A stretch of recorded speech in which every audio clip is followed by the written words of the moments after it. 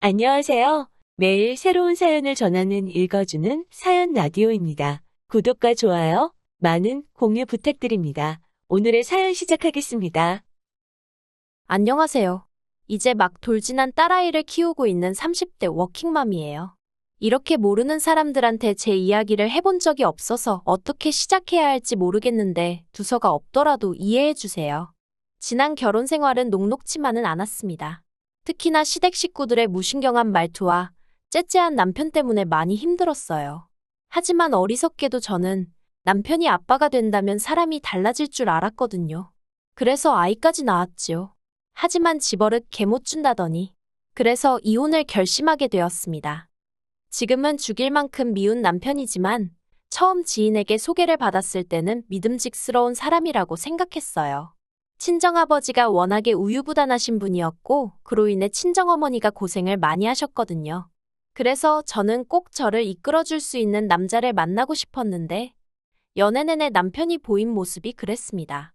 데이트라도 하게 되면 이거 하자 저거 하자며 먼저 나서서 분위기를 주도했고 저에게 무슨 고민거리라도 있어서 털어놓으면 이렇게 해라 저렇게 해라라며 해결책을 제시해주곤 했는데 그게 그때는 다 맞는 말처럼 들릴 만큼 의지가 되었답니다.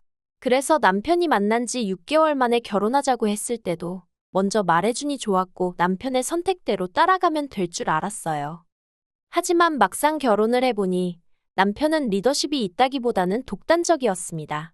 특히나 돈 문제에 있어서는 제가 남편보다 월급이 같으면 같았지 단 한 번 10,000원이라도 덜 벌어온 적이 없었는데요. 그런데도 자기가 경제권을 쥐고는 저한테 생활비를 타쓰게 했어요. 그런데 이게 웬걸 결제할 때마다 남편한테 문자가 가면 전화를 해와서는 그걸 왜 했냐 저걸 왜 사냐 어찌나 따져대고 사람한테 책임을 물어대는지 제가 그렇다고 무슨 명품을 사고 유기농을 사 먹고 그러는 것도 아니었는데 말이지요. 심지어 한 번은 친구들을 만나서 스파게티를 먹었는데 비싼 것도 아니고 한 접시에 15,000원짜리였거든요. 그런데 그걸 가지고 스파게티 한 그릇의 원가가 얼만지 아냐? 너는 상술에 노란한 거라며 어찌나 사람을 깔아뭉개던지. 그래서 남편하고 막말로 박터지게 싸우고 각자 월급은 각자 관리하기로 했습니다.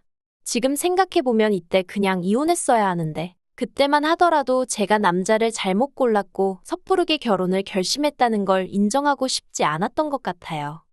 그래도 다행이라고 해야 할지 월급을 각자 관리하기 시작한 이후로는 좀 숨통이 트이는 기분이었어요. 그런데 남편은 아니었던 모양입니다. 그 일이 있고 얼마 지나지 않아서 남편이 다니던 회사에 대대적으로 구조조정의 바람이 불고 있단 이야기가 들려왔어요. 그리고는 저한테 대놓고 말은 안 했지만 자꾸 앓는 소리 죽는 소리가 늘어가는 게 월급이 줄은 모양이 돼요. 저희는 월급을 각자 관리하면서 생활비도 똑같이 각출해서 썼었는데 언젠가부터 한다는 소리가 자기는 회사에서 저녁 해결하고 올 때도 있는데 왜 식비를 똑같이 내야 되냐 하질 않나? 자기는 씻을 때 뜨거운 물 많이 안 쓰는데 난방비가 너무 많이 나왔다나? 진짜 제 얼굴에 침 뱉기 같아서 차마 일일이 적을 수는 없지만 별 말 같지도 않은 소리를 하면서 생활비도 저보다 덜 내고 싶어 하더라고요. 그렇지만 그럴 때마다 저는 남편이 그런 말을 무슨 의도로 하는 건지 뻔히 알면서도 못 알아듣는 척 모른 척하며 무시해버렸습니다. 만약 그렇게까지 왜 참고 살았냐고 물으신다면 솔직히 친정부모님이 항상 입버릇처럼 하시던 말씀이 이혼하면 여자만 손해다 였거든요. 이혼녀 딱지 달고 세상 살기가 쉬운 일이 아니라고요. 그리고 저도 당시에는 그런 친정부모님의 말씀에 어느 정도 동의하는 바였어요. 지금도 연예인 부부가 이혼하면 여자 연예인은 이혼녀로 낙인 찍고 다시 연애라도 하면 무슨 큰일 난 것처럼 이야기를 하지만 남자 연예인이 누굴 만난다고 하면 능력 있네 어쩌네 그렇게 띄워주잖아요. 예쁘고 돈 잘 버는 연예인한테도 그렇게 잣대가 엄격한데 하물며 일반인인 제가 이혼녀 딱지를 달고 세상 살기가 쉬울지 상상이 가질 않았지요. 그래서 이혼을 생각하는 대신 남편을 개조해야겠다고 생각했습니다. 제가 잘 가르쳐서 데리고 살 만한 인간으로 탈바꿈시켜야겠다고요.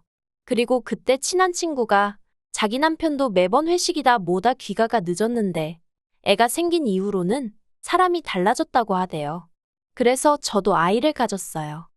산후조리원에서 돌아온 이후로 육아휴직을 쓰다가 복귀를 하게 되면서 친정어머니의 손을 빌리게 되었습니다. 원래는 시터를 쓰려고 했는데 여러 가지 불미스러운 뉴스들을 접하고 나니까 솔직히 아무리 전문가라고 하는 사람들이라고 해도 믿고 맡기기가 쉽지 않더라고요. 그래서 친정어머니께 부탁을 드렸네요. 그런데 아무리 외할머니라고 해도 솔직히 하루 종일 아기랑 시간을 보내는 게 쉬운 일은 아니잖아요. 친정어머니도 당신 나름대로 시간을 보내시던 일정도 있으셨을 테고요. 그래서 처음부터 한 달에 200 정도는 챙겨드릴 생각이었어요. 왜냐하면 제가 알아본 시터들 중 경력이 거의 전무한 사람들도 200은 불렀거든요. 그런데 이 얘기를 남편한테 하니까 기껏 한다는 말이 제가 직장을 관두고 애를 보면 되는데 기어이 회사를 다니려니까 이렇게 된 거 아니냐며. 시터를 고용하건 친정어머니께 부탁을 드리건 그건 제가 엄마로서 직무를 유기해서 그런 거니 그로 인해 발생하는 지출은 저더러 알아서 해결하라대요. 어이가 없어서 애는 나 혼자 만들었냐고 물었습니다. 당신도 애 아빠니까 당연히 절반은 내야 되는 거 아니냐고요. 하지만 남편은 육아는 남자의 영역이 아니라는 헛소리나 해대면서 죽어도 못 낸답니다. 황당하고 어이없고 치사하고 그래서 그래 해보자라는 생각에 남편에게 알겠다고 했네요. 그리고는 월급을 각자 관리하는 수준에서 벗어나 완전히 친정은 친정대로 시댁은 시댁대로 그렇게 챙기며 살게 되었지요. 한편 신우는 처음으로 자취를 시작했습니다. 시집 갈 때까지 부모님 옆에 딱 붙어 살 거라더니 어쩐 일로 혼자 살기로 했다대요. 그래서 그러냐 하고 말려다가 그래도 또 신우랑 사이가 특별히 나쁜 것도 아니었고 집들이 한다고 오라고 하니까 빈손으로 가기도 뭐해서 요새 자취생들 사이에 유행한다는 커피 머신을 선물해줬어요. 그랬더니 관계 있어서 그런가 며칠 뒤 남편이 저한테 10만 원짜리 상품권을 하나 주면서 장모님 갖다 드려 그러는 거예요. 백화점 상품권인가 하고 봤더니 그건 아니고 어디 전통시장 상품권이더라고요. 이걸 어디서 쓰나 싶긴 했지만 그래도 남편이 정말 모처럼 저희 친정어머니한테 선물하는 거였거든요. 그래서 난처한 기색은 내비치지 않고 알겠다고 고맙다고 했습니다. 그런데 친정어머니도 상품권을 받으시곤 저랑 비슷한 반응을 보이셨어요. 마음은 고마운데 어디서 쓸 수 있을지나 모르겠다면서요. 그리고는 한 일주일 정도 지났을까요? 친정어머니가 갈비찜을 해주셨습니다. 저희 남편더러 사위가 준 상품권으로 이렇게 좋은 고기도 먹어본다 하시면서요. 그런데 이건 솔직히 그냥 하신 말씀이시고 저희 친정부모님 당신들이 원할 때마다 소고기 사드실 수 있는 정도의 경제적 여유 있으신 분들입니다. 아무튼 그런데 이게 웬걸 그 상품권을 가지고 유세를 떨 줄은 상상도 못했어요. 상품권 이야기가 다시 나오게 된 발단은 제가 다니는 회사에서는 매년 성과에 따라 한 사람당 100만 원에서 200만 원까지 복지 포인트를 주거든요. 그리고 저는 올해 130 정도를 받게 되었고요. 여담이지만 남편도 아는 복지 포인트이고 얼마를 받건 간에 매년 요긴하게 잘 써오고 있었어요. 그리고 올해는 친정에 안마의자를 놔드려야겠다고 생각하고 있었습니다. 비록 3개월 만에 재택근무 전환이 되면서 친정어머니 도움을 받지 않아도 되게 되었지만 그래도 3달 동안 친정어머니가 고생을 많이 하셨으니까요. 그런데 남편이 올해는 그 복지 포인트로 뭐 할까라고 운을 띄우더라고요. 그래서 친정부모님 댁에 안마의자 놔드릴 거야 그랬습니다. 그랬더니 그걸 왜 제 마음대로 정하냐대요. 원래는 매년 상의해서 쓰긴 했었거든요. 하지만 지난번에 남편과 한바탕 한 이후로는 솔직히 금전적인 것과 관해서는 남편과 아무것도 상의하고 싶지 않았어요.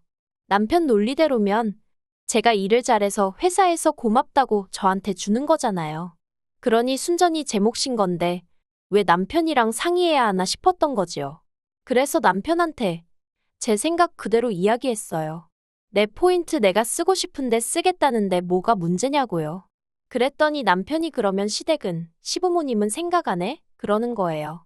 어이가 없어서 당신은 처가 생각 얼마나 하고 사냐고 따졌습니다. 그리고는 그렇게 시부모님 사드리고 싶으면 당신이 당신 돈으로 사드려. 월급 받아서 그 돈 다 뭐해? 생활비라고 100만 원 주고 나면 당신 생전 나하고 1원 한 푼 상의해서 쓴 적 있어. 그러니까 이번에도 알아서 잘 사드리라고 쏴붙여버렸네요. 그러자 남편이 입술을 대빨래 밀고선 인정머리가 있네 없네. 누가 누구한테 할 소리를 하던지요. 그런데 그 일이 있고 며칠 뒤 생각지도 못한 사람에게서 연락을 받았습니다. 바로 신우였어요. 신우가 먼저 저희 남편, 그러니까 자기 오빠한테 들었다면서 저희 회사 복지 포인트 이야기를 꺼내더라고요. 뭐라고 달리 반응을 보이기가 어려워. 네, 맞아요. 그런 게 나와요 하고 적당히 대꾸만 하고 있었어요. 그런데 신우가 정말 잘 되었다며 이번에 자기가 컴퓨터를 사려고 하는데 저더러 복지 포인트로 대신 사달라대요. 그러면 자기가 현찰로 주겠다고요.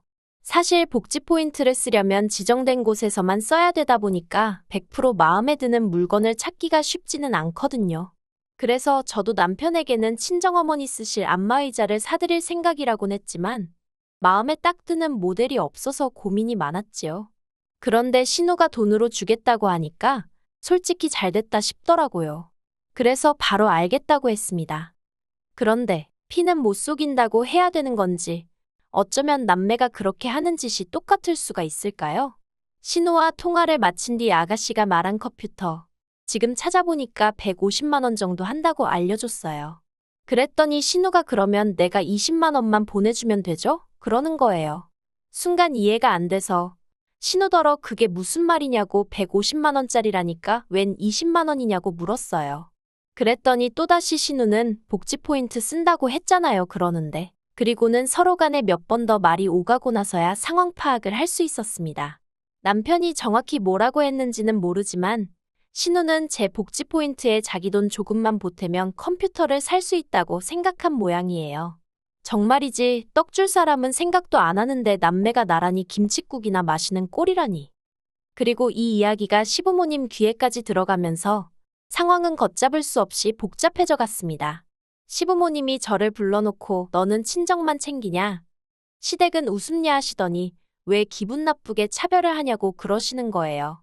그러더니 당신들이 이번에 한 번만 저를 용서해 줄 테니까 대신 복지 포인트로는 신우 독립한 기념으로 선물하는 셈 치고 컴퓨터를 사주랍니다.